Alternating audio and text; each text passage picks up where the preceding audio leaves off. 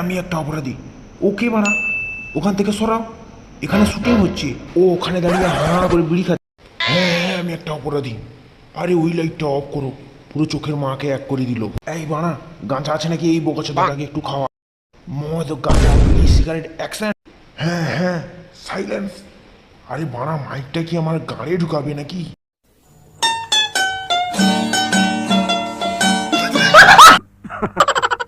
কে রে বাড়া, কে রে বাড়া হাসলে তুই? এত ভালো করে বুঝিয়ে দিচ্ছেন, আমরা বুঝতে পারছি কিন্তু বুঝতে পারছি না, তাই। তুই বুঝে গেছিস, সব বুঝে গেছিস, তাই ডায়লগটা বলতে পারবি? পারবো স্যার। চালায়। হ্যাঁ আমি একটা বিড়িখোর।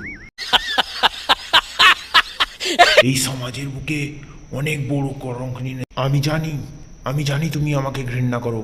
এই সমাজের সব থেকে বড় নেশাখোর মনে করো আমাকে তুমি। কিন্তু কোনো মানুষ তার নিজের ইচ্ছায় নেশাখোর হয় না, কোনো মানুষ তার নিজের ইচ্ছায় বিড়ি খায় না,